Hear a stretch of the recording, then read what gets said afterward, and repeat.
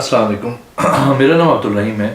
میں مختلف حدیث کی کتابوں سے مختلف ٹاپکس پہ ویڈیوز بنا رہا ہوں. تو امام طبرانی کی جو مجمع کبیر ہے ان سے کچھ حدیثیں. اعوذ باللہ من الشیطان الرجیم. بسم اللہ الرحمن الرحیم. حدیث نمبر 431. حضرت اسامہ بن زید رضی اللہ تعالیٰ عنہ فرماتے ہیں کہ حضور صلی اللہ علیہ وسلم نے فرمایا سود ادھار میں ہے. ایک اور حدیث ہے 432. حضرت اسامہ بن زید رضی اللہ تعالیٰ عنہ فرماتے ہیں کہ حضور صلی اللہ علیہ وسلم نے فرمایا سود ادھار ہی میں ہے. ایک اور حدیث ہے 433. حضرت اسامہ بن زید رضی اللہ تعالیٰ عنہ فرماتے ہیں سود صرف ادھار میں ہے. ایک اور حدیث ہے 434. حضرت اسامہ بن زید رضی اللہ تعالیٰ عنہ فرماتے ہیں سود نہیں ہے مگر ادھار میں. ایک اور حدیث ہے 446. حضرت ابو سعید الخدری رضی اللہ تعالیٰ عنہ فرماتے ہیں کہ میں نے حضرت ابن عباس رضی اللہ تعالیٰ عنہ سے فرمایا آپ نے رسول اللہ صلی اللہ علیہ وسلم کی صحبت اختیار کی ہے جو میں نے اختیار نہیں کی. میں نے رسول اللہ صلی اللہ علیہ وسلم کو فرماتے ہوئے سنا ہے سونا سونے کے بدلے برابر برابر جائز ہے، چاندی چاندی کے بدلے برابر برابر جائز ہے. حضرت ابن عباس رضی اللہ تعالیٰ نے فرمایا مجھے حضرت اسامہ نے بیان کیا کہ ادھار میں سود ہے. ایک اور حدیث ہے 451. حضرت اسامہ بن زید رضی اللہ تعالیٰ نے فرماتے ہیں کہ حضور صلی اللہ علیہ وسلم نے فرمایا نقد و نقد میں سود نہیں ہے. ایک اور حدیث ہے 452. حضرت اسامہ بن زید رضی اللہ تعالیٰ نے فرماتے ہیں کہ حضور صلی اللہ علیہ وسلم نے فرمایا سود ادھار میں ہے. ایک اور حدیث ہے 454. حضرت اسامہ بن زید رضی اللہ تعالیٰ عنہ فرماتے ہیں کہ میں میدان عرفات میں حضور صلی اللہ علیہ وسلم کے پیچھے تھا. ایک اور حدیث ہے 456. حضرت ابو منہال فرماتے ہیں شریک میرے لیے کوفے میں 1 درم کے بدلے فروغ کیا دونوں زیادتی کے ساتھ. میں نے کہا میں اس کو درست نہیں مانتا. میں نے بازار میں فروغ کیا، کسی نے مجھ پہ عیب نہیں لگایا. میں حضرت برا بن عازب رضی اللہ تعالیٰ عنہ کے پاس آیا. میں نے آپ سے پوچھا. آپ نے فرمایا حضور صلی اللہ علیہ وسلم مدینہ تشریف آئے، ہم اس طرح تجارت کرتے تھے. آپ صلی اللہ علیہ وسلم نے فرمایا جو نقد ہو اس میں کوئی حرج نہیں، جو ادھار ہو اس میں بھلائی نہیں ہے. میں حضرت زید بن ارقم کے پاس آیا کیونکہ وہ مجھ سے زیادہ تاجر تھے. میں آپ کے پاس آیا اور اس کا ذکر کیا تو حضرت ارقم رضی اللہ تعالیٰ نے فرمایا برا نے سچ کہا. امام حمیدی فرماتے ہیں یہ منسوخ ہے. ایک اور حدیث ہے 458. حضرت ابو الجوزہ فرماتے ہیں میں نے حضرت ابن عباس رضی اللہ تعالیٰ عنہ سے بے صرف کے متعلق پوچھا کہ 1 درم کے بدلے 2 درم نقد فروخت کرنے کے متعلق. آپ نے فرمایا اس میں کوئی حرج نہیں جب نقد ہو. پھر میں آئندہ سال مکہ آیا تو آپ نے اس سے منع کیا. ایک اور حدیث ہے 460. حضرت ابو الشاشا فرماتے ہیں میں نے حضرت ابن عباس رضی اللہ تعالیٰ عنہ کو فرماتے ہوئے سنا میں اللہ کی بارگاہ میں بخشش مانگتا ہوں اور توبہ کرتا ہوں. ایک اور حدیث ہے حدیث نمبر 462. حضرت سالم بن عبداللہ ابو غیاث اعلیٰ فرماتے ہیں میں نے حضرت بکر بن عبداللہ مزنی کو بیان کرتے ہوئے سنا کہ حضرت ابن عباس رضی اللہ تعالیٰ عنہ مدینہ سے مکہ آئے. میں آپ کے ساتھ تھا. آپ نے اللہ کی حمد و ثنا کی. پھر فرمایا اے لوگوں پیسے روپے کی بے جائز ہے، نقد و نقد سود ادھار میں ہے. یہ بات مشرق سے لے کے مغرب تک پھیل گئی. جب حج کا موسم ختم ہوا تو حضرت ابو سعید الخدری حضرت ابن عباس کے پاس آئے. فرمایا اے ابن عباس آپ نے خود بھی سود کھایا، لوگوں کو کھلایا. حضرت ابن عباس رضی اللہ تعالیٰ عنہ نے فرمایا کیا میں نے ایسے کیا ہے؟ حضرت ابو سعید رضی اللہ تعالیٰ نے فرمایا جی ہاں. حضور صلی اللہ علیہ وسلم نے فرمایا سونا سونے کے بدلے وزن کر کے برابر برابر ٹکڑے اور ان کا عین جائز ہے. جس نے زیادہ کیا یہ اضافہ طلب کیا، اس نے سودی کاروبار کیا.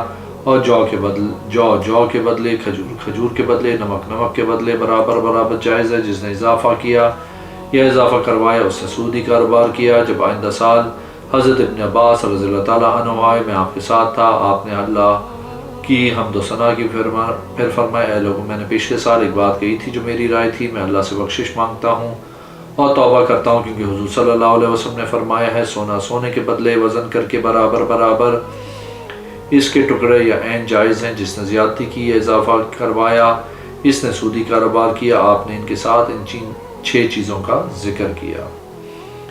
ایک اور حدیث ہے 463. حضرت ابن عباس رضی اللہ تعالیٰ عنہ فرماتے ہیں کہ حضور صلی اللہ علیہ وسلم نے فرمایا جب زنا اور سود کسی گاؤں میں عام ہوا تو انہوں نے اس عذاب کو اپنے اوپر حلال کر لیا جو اللہ نے کتاب اللہ میں بیان کیا ہے. ایک اور حدیث ہے 466 حضرت اسامہ بن شریک رضی اللہ تعالیٰ عنہ فرماتے ہیں کہ میں حضور صلی اللہ علیہ وسلم کے پاس مقام عرفات میں آیا، میں نے آپ کو سلام کیا، آپ کے صحابہ آپ کے ارد ایسے تشریف فرماتے جس طرح ان کے سروں پہ پرندے ہیں۔ دیہات کے لوگ ادھر ادھر سے آئے، انہوں نے عرض کی یا رسول اللہ کیا ہم پر ایسے ایسے کرنے میں حرج ہے، ہم پہ ایسے ایسے کرنے میں حرج ہے؟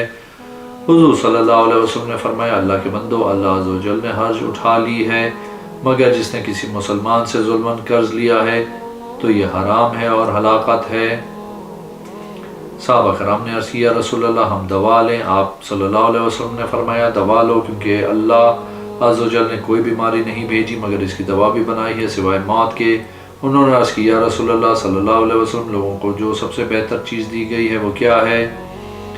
آپ صلی اللہ علیہ وسلم نے فرمایا لوگوں کو سب سے اچھی چیز جو دی گئی ہے وہ اچھا اخلاق ہے۔ ایک اور حدیث ہے 470 حضرت اسامہ بن شریک رضی اللہ تعالیٰ عنہ فرماتے ہیں کہ میں حضور صلی اللہ علیہ وسلم کے پاس تھا، آپ صلی اللہ علیہ وسلم سے پوچھا گیا کون سے اعمال افضل ہیں؟ آپ صلی اللہ علیہ وسلم نے فرمایا اچھا اخلاق۔ ایک اور حدیث ہے 489 حضرت اسامہ بن شریک رضی اللہ تعالیٰ عنہ فرماتے ہیں کہ حضور صلی اللہ علیہ وسلم نے فرمایا جب کوئی آدمی نکلے میری امت میں تفریح کرے اس کی گردن اڑا دو۔ ایک اور حدیث 490 حضرت اسامہ بن شریک رضی اللہ تعالیٰ عنہ فرماتے ہیں کہ حضور صلی اللہ علیہ وسلم نے فرمایا جو میری امت میں تفریح کرے اس حالت میں کہ وہ کھٹی تھیں تو اس کی گردن اڑا دو، وہ جو بھی ہو۔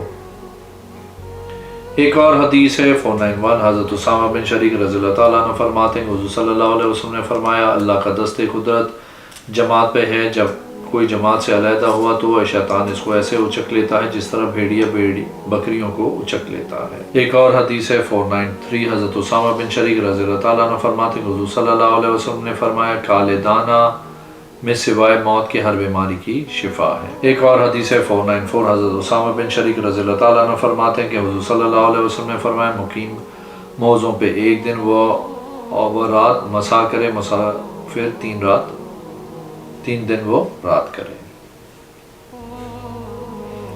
ایک اور حدیث ہے 495 حضرت اسامہ بن شریک رضی اللہ تعالیٰ عنہ فرماتے ہیں کہ میں نے رسول اللہ صلی اللہ علیہ وسلم کو فرماتے ہوئے سنا تم میں سے کوئی بھی جنت میں اپنے عمل کی وجہ سے داخل نہیں ہوگا۔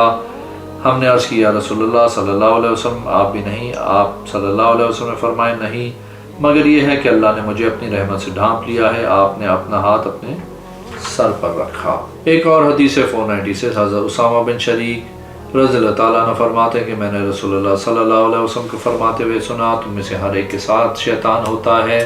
ہم نے عرض کیا رسول اللہ صلی اللہ علیہ وسلم آپ کے ساتھ بھی؟ آپ صلی اللہ علیہ وسلم نے فرمایا میرے ساتھ بھی، مگر یہ کہ اللہ عز و جل نے اس پر میری مدد کی، وہ مسلمان ہو گیا ہے۔ ایک اور حدیث 497 حضرت اسامہ بن شریک رضی اللہ تعالیٰ عنہ فرماتے ہیں کہ وہ حضور صلی اللہ علیہ وسلم کے ساتھ تھے، اچانک آپ کے پاس ایک جنازہ لایا گیا، نماز جنازہ پڑھانے کے لیے آپ صلی اللہ علیہ وسلم نے دیکھا تو ایک عورت رو رہی تھی، آپ صلی اللہ علیہ وسلم نے فرمایا اس کو واپس کرو، اس کو واپس کرو، یہاں تک کہ وہ آنکھوں سے اوجھل ہو گئی۔ جب آپ صلی اللہ علیہ وسلم نے دیکھا کہ وہ آنکھوں سے اوجھل ہو گئی تو آپ صلی اللہ علیہ وسلم نے تکبیر کہی۔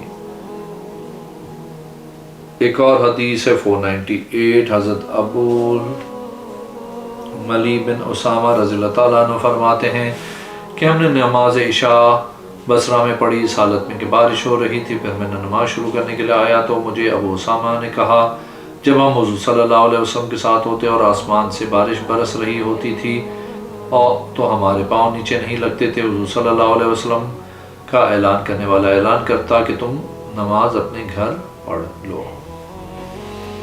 ایک اور حدیث 499 حضرت ابو